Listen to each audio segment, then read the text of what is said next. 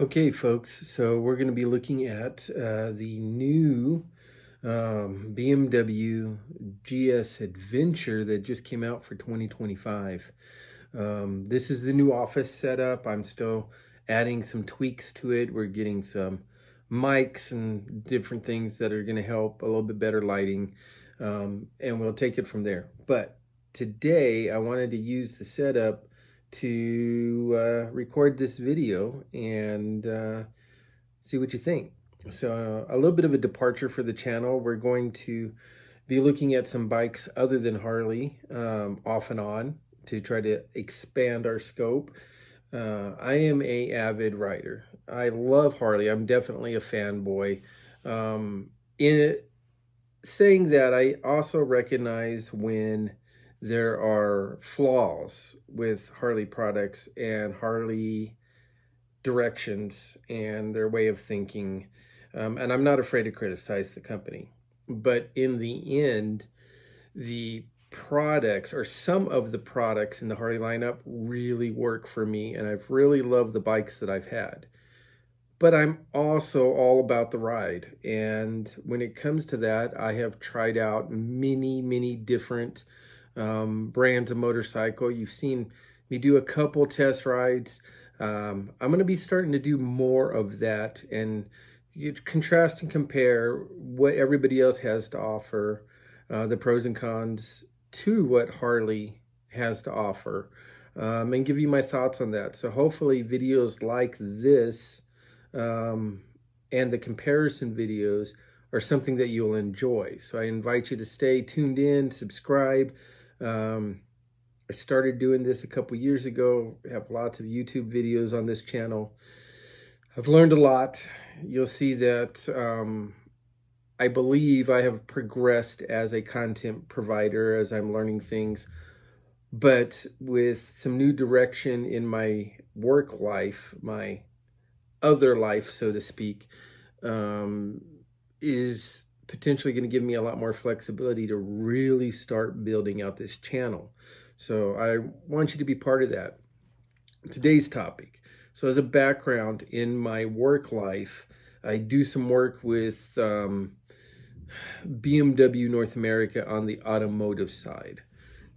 So I have a lot of experience in the BMW industries. And yes, BMW makes a very hard and fast line in the sand that automobiles going in one direction, Motorrad, their motorcycle division, going in another, are two separate entities under the banner that will never meet.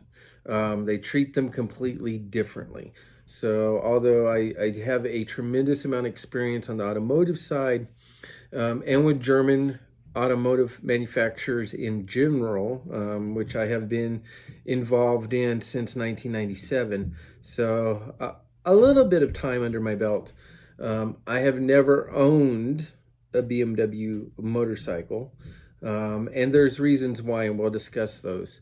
But in that light, I still understand a lot of the principles behind the company and the direction that they take. With that being said, I'm always on the hunt for a new bike. And I have become very interested in the world of adventure bikes. And you've seen a recent video that I posted on the Pan America from Harley, how excited I was about that product, because that is a tool that I am looking forward to getting involved with, the adventure bike tool, because I've moved here to Colorado and I live in the mountains, and you know, I love my Road King, Jade Shadow. I'll never part with Jade Shadow. But that being said, living here in the mountains, I have about a 1,300-foot drive that is my driveway, that is gravel and dirt, and when it rains, that's a big mudslide. So not the best thing to be taking 1,000-pound street bike down. And that's about what Jade Shadow is currently weighing in at, with all the add-ons that we have on her, is pretty close to 1,000 pounds. So let's keep that in mind, but I want to focus right now on this brand new bike that was just announced. BMW does not upgrade or make changes to their flagship products like the GS or the RT very often. So this is a brand new bike, and I'm very excited to take a look at it. And I have some definite opinions to go over. Let's get into what they just released yesterday and explore this bike of theirs and discuss what that's going to have impact-wise, possibly on Harley Davidson globally. So, launch the video.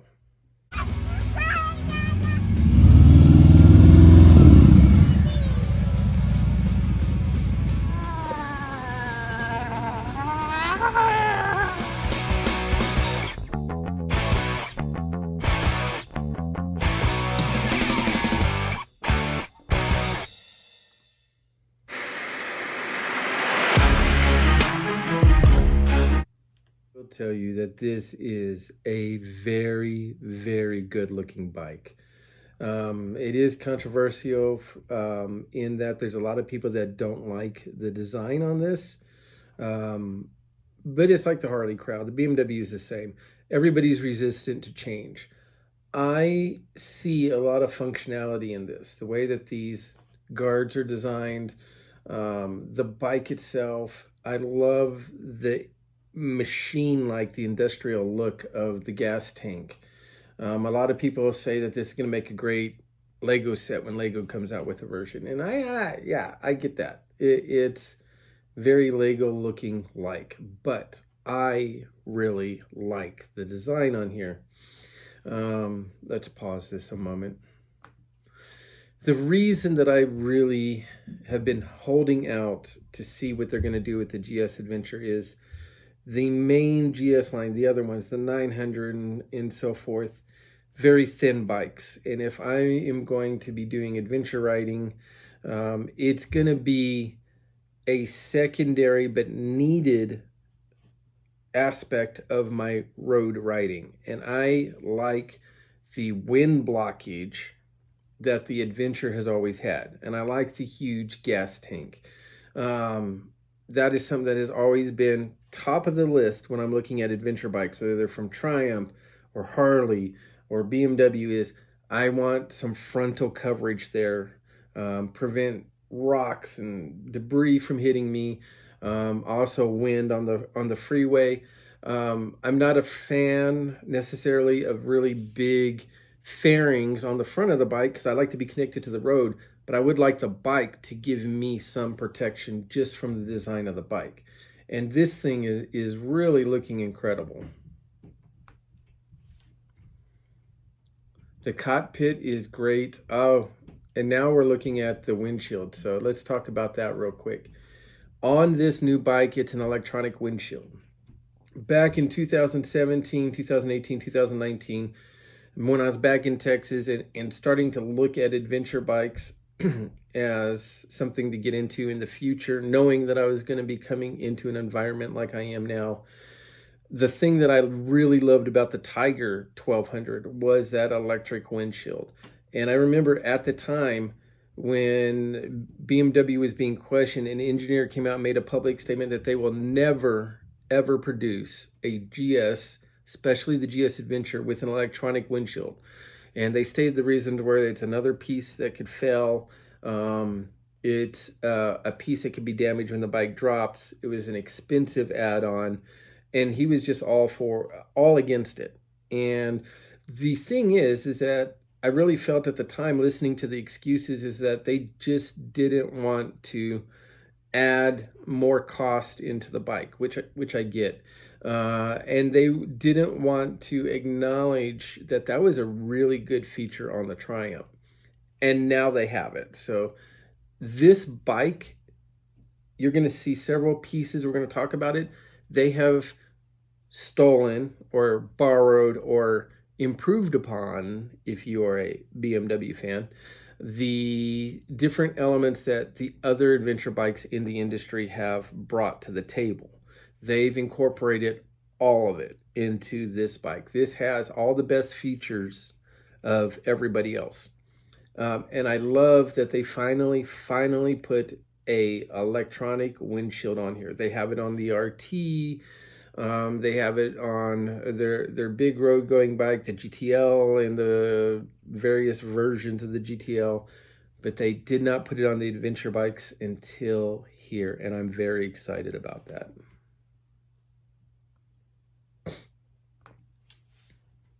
Now, getting into here, I love how they incorporated the running lights up here into the body, the front body of the bike. It looks very industrial, and I think that works very well for this segment.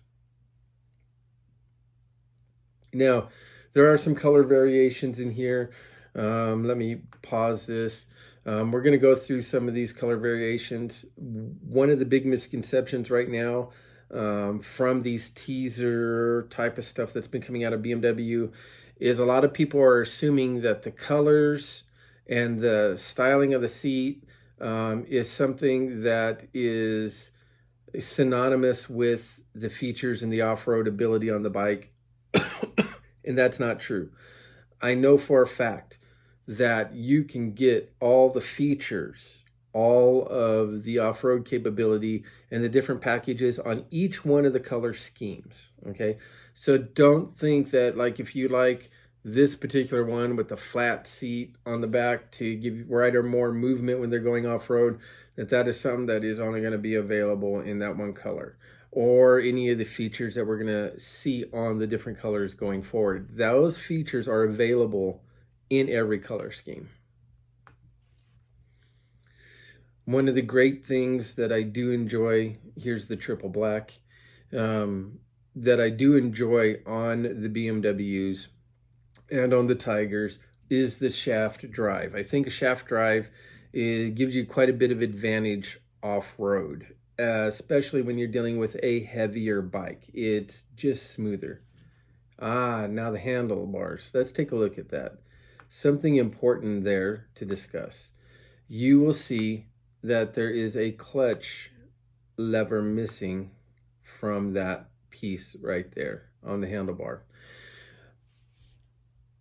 This is something that they've taken from Honda, the DCT transmission, the automatic transmission, and they've incorporated into this bike. You can have a truly automatic version of this bike. Now, the way they do it is different. And the way they do it, I haven't ridden it yet, but I'm going to.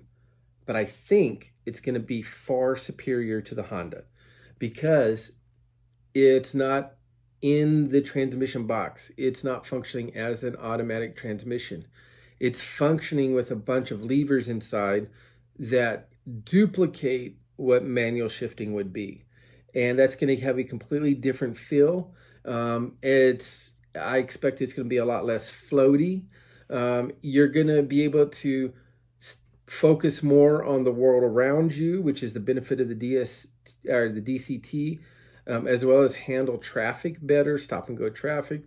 For those of us that have to go through big cities on a frequent basis, but at the same time, give you that connection to the bike that you have when you're shifting. And I didn't want to I love the Goldwing. I've ridden it several times. I did not want to give up that connection to the bike. And buying a manual Goldwing just kills your resale value. I mean, it's a nightmare. That being said, this is really cool. You'll have the connection with the bike. Plus, the way that you are able to manually shift it is totally different. You don't have these little paddles or buttons or anything like that. What you'll be able to do is still shift your foot lever, right? You'll be able to still use your gear selector switch on your foot. You just don't have to use a clutch. So you have still the complete control that you have with a fully operational clutch manual transmission. You'll operate it the same way. You just don't have to work the clutch. So you get the best of both worlds, or you can just put in fully automatic mode and go. So those are the two modes on there. I can't wait to try this in person.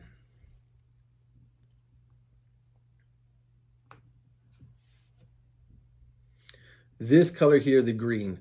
That's the option 719. This is the color that I am totally in love with. Of course, I'm biased to green, you know, all about Jade Shadow. I think it looks fabulous on this bike. Now, one of the other things that they took from Harley is that adjustable ride height. They're going to have adjustable ride height, and they're going to have initial height differences that you can order that comes standard on the bike, and then it will adjust up and down from there. Harley was groundbreaking when it came to that. The system works extremely well with Harley Davidson. I fully expect it to work extremely well with BMW. It's a game changer. One of the only thing that I really disliked about the Big Tiger when I was looking at it, riding it, and the GSA, the old GSA, was simply that I don't like to not flat-footed. I'm 5'9", 30-inch inseam, and I was still on the front balls of my feet when we were at a standstill. Now, this engine, this 1300cc engine, is quite fabulous from a number standpoint. We're looking at 145 horsepower and 149 Newton meters of torque, which comes out, I believe, to right at 109 foot-pounds of torque, which is high for an adventure bike. That's plenty of torque. This bike is also not extremely heavy. In a few moments, we're going to go over the actual stats on it, but it's not an extremely heavy bike. So 109 foot-pounds of torque, unmodified, is a lot for this type of bike. And that horsepower is really good. The Harley's still a little bit higher, but not by much. There we go. The weight is 591 pounds in running order. It's got a 7.9 gallon aluminum tank, and those protection guards on the engine are just awesome. I really like the design and look. Those are the LED auxiliary headlights there. The GPS panel there, it's a prep. You can buy the GPS unit. And then again, it's optional to have the manual auto point. There's case mounts to put the cases on. I think these cases look really good. The guards on the cases themselves look great. One of the things that I've always worried about on an adventure bike is if you fall, are those cases, one, going to get just messed up bad? And I expect they would. The way these cases are designed look a little bit more rugged and look like they can take a little bit more abuse. If you know me, you know that if I even get a scratch on a part, I'm going to replace it. So that's probably an irrelevant conversation for me. But for others that would use this, I think these are probably going to be the most durable bags on an off-road bike, these cases. There's also tie downs everywhere on this bike, and we're going to see some of those coming up. But you want to add on some bags here and there.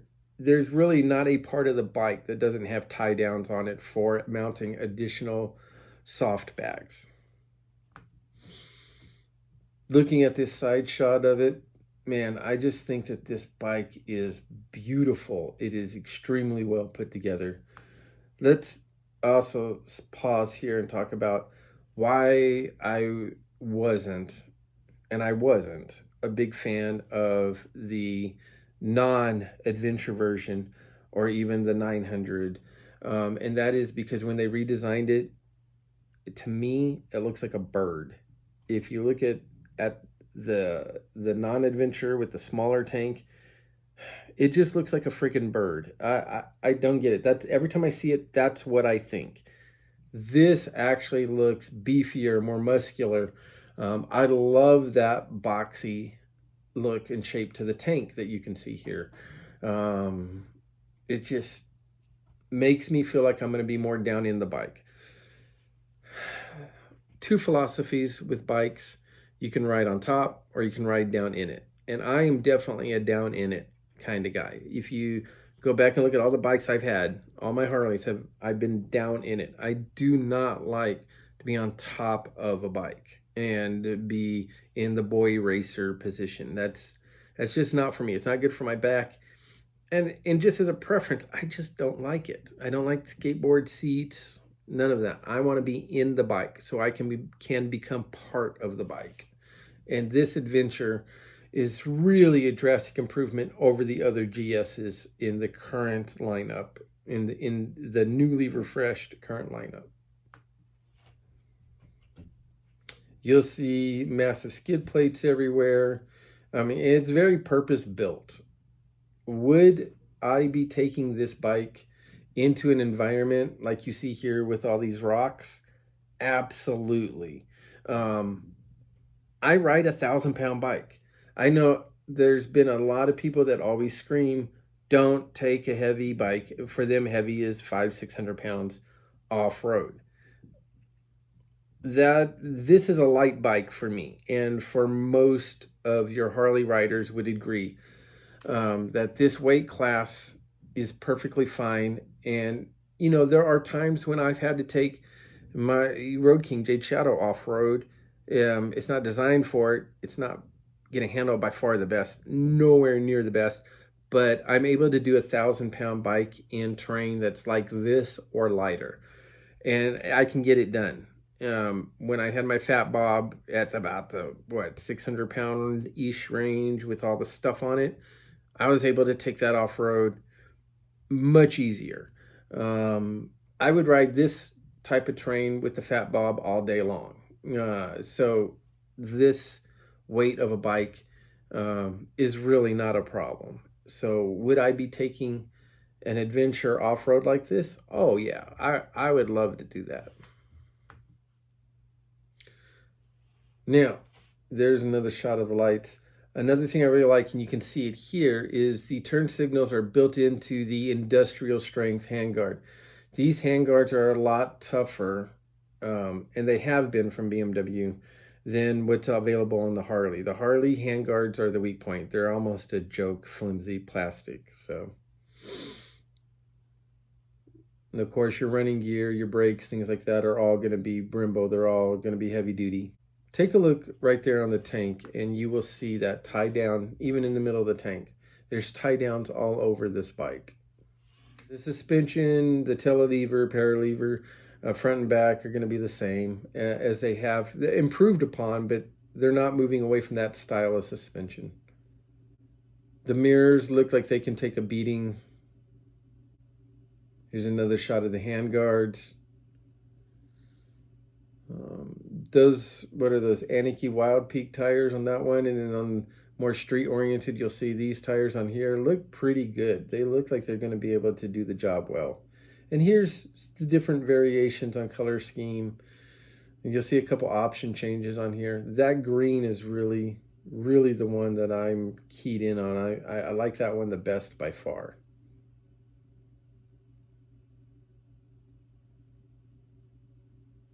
Okay, so that is the info that we got from BMW. That's the video that they put out, the pictures they've put out so far.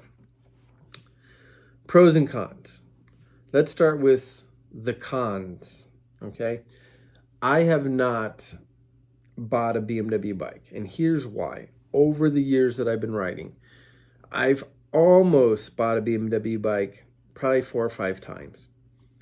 However, here's the problem, is every time I've gone in and I've gotten close to pulling the trigger, both road going, I was looking at a Grand America, which is a variant of their GTL. I was looking at the old GS Adventure.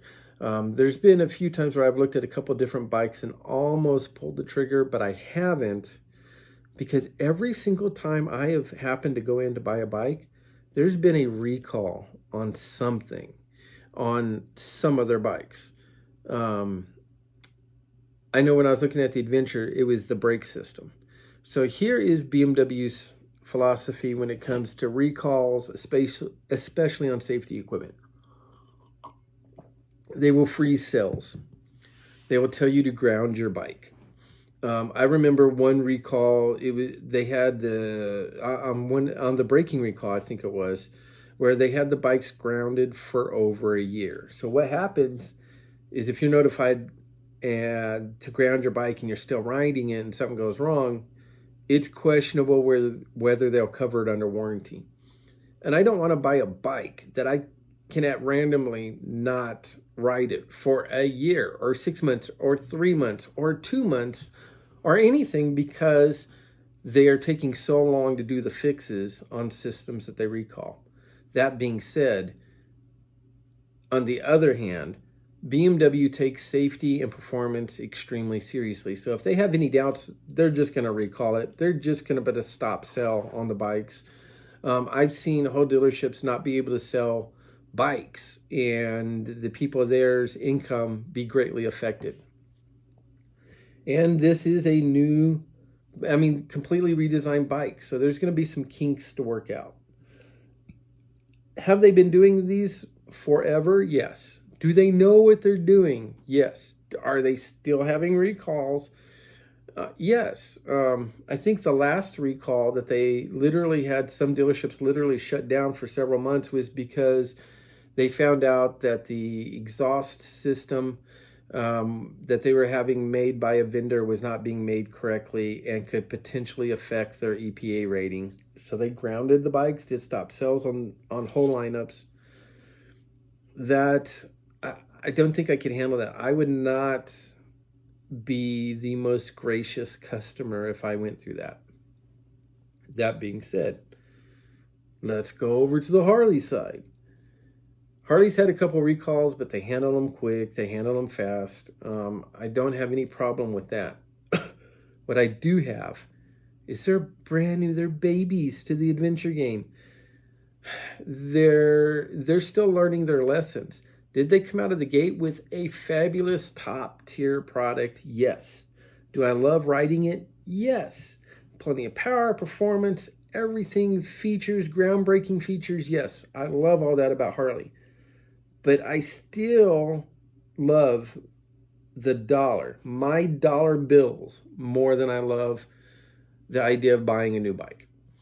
To the point that I still keep thinking, do I want to get in on the Harley game on the adventure side this early in their life cycle or their hopefully long-term product lineup in regard to off-road bikes?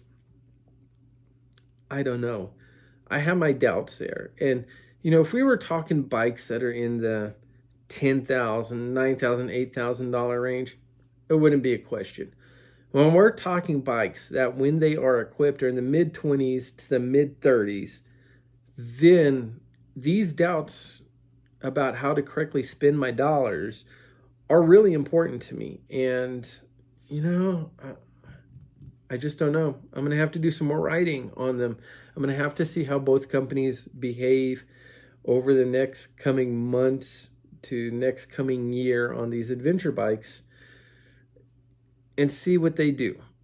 I'm not going to get into something where I'm going to have a bike grounded for a year. I also don't want to get into something that in 2 years Harley decides, hey, they want out of the game. And then we lose the support for the bike.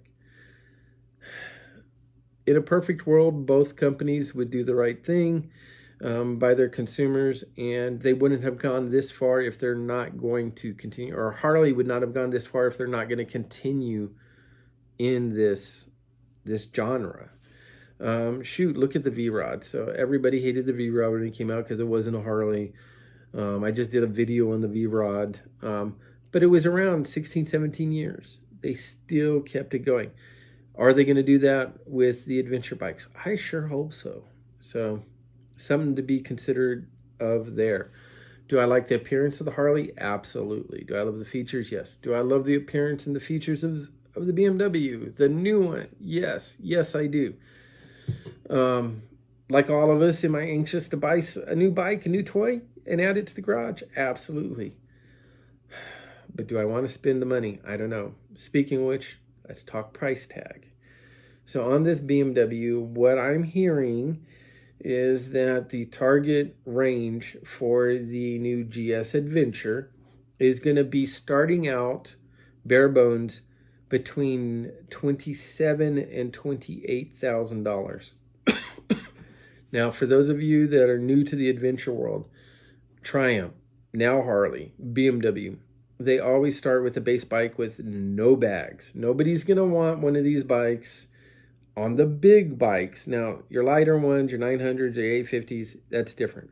But nobody's going to want the big bike without having the touring capacity of the bags, right? That's a given. And you're looking at $3,000 to $4,000 for the top case and side bags in most cases to get good ones. Of course, there's soft options and all of that, but that's a very small percentage of the market. The bulk of it's going to go with the hard bags, right? So now you're over 30,000. And then for the 719 colorway, which is that special green on this bike, they always want a couple $1,000s for that on the BMW bikes. And then you have the other features and the comfort packages and all the electronics and the doohickeys. So realistically, you're looking in the 30 to 35 to 38,000 range, to without talking taxes and prep and delivery. That's going to be a little bit crazy in a world where you can get 2 medium bikes for the price of a flagship bike. That's getting a little bit crazy. I think feature-wise and capacity scaled against price, the best adventure bike out there in the flagship line, the big bikes, is going to be the Harley Davidson. The dealer support network, Harley Davidson wins. History, tradition, uniqueness, and resale value, BMW's got it. But just how much do you want to spend on a bike? That's my question, because that's always questionable. Now, with Jade Shadow, I believe, cost me about $24-25 without all the taxes and stuff when I bought it, right? Now, the Road King Special is like 26 plus, right? I have a bunch of stuff into it. My total dollar count, I probably have last time I looked, is like just a few dollars under 39,000 into it with all the upgrades. Because let's face it, I'm going to upgrade any bike. Any bike I get, I'm going to make it mine and upgrade. That, to me, is a good 30% of the ownership of a motorcycle, is making it uniquely yours and enjoying that uniqueness and what you tailor the bike to do, getting those benefits from it, right? So, am I afraid of the cost out of pocket? No. Am I afraid of the value of the initial purchase before modifications? Yeah, I'm not sure I want to go that crazy. Is it worth it? That's subjective. Does the bike add that value just on paper? Yes. The capabilities of the bike justify the price. But does it justify the price to me? Not if I'm going to be in the mid-30s on this. I don't think so. As much as I may fall in love with this, I just don't think I could pull the trigger on a mid-30s bike right now in the adventure world. I don't know. Give me your thoughts on that. Tell me what you think. Bottom line, I love the content and the look of the bike, the BMW bike, right? The GSA. I love it. I'm sold on that. If it was the same price as the Harley, which I think the Pan America Special is starting right around $19-20 before you do the bags and all that stuff. Do I think that I'd be all in? Probably. Is it going to be anywhere near that price? No, it will not. Do I have the same faith in Harley and BMW? No, they're not equal. One has strengths, the other one has different strengths. So there's trade-offs, as we talked about. I don't know. I would really like your thoughts on this. We're gonna ride this bike. We're gonna ride a bunch of others, and I'm gonna give you a full review, sitting in the seat, getting the vibrations as I go down the road.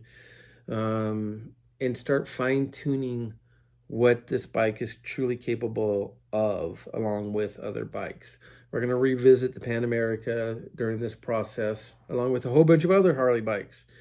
My limited insider Harley bike world is telling me there's some more models that are going to be coming out, and there's some more tweaks. We're right on the verge, apparently, of some major engine upgrades from stock bikes. We'll see how that goes. I'm curious as to what Triumph is going to do to compete now, because they just a few years ago redid the Tiger lineup. And it's a good bike, but I don't think it's as good as the previous generation. I just don't like it as much. I really don't. But with both Harley and now BMW going to the next level, what is Triumph going to do? I'm very curious, because Triumph's not going to give up anything. They're not going to want to lose any market share. So they're going to do something. Is it this year? Is it 2 years, 3 years from now? I don't know. But they got to do something, or they're going to become even more of a niche brand. So let me know what you think. This is the BMW GSA 2025, what we know now. No solid numbers on price, but that's what I'm hearing. Give me your thoughts. And if there's any other bikes that you want me to ride or to explore, let me know.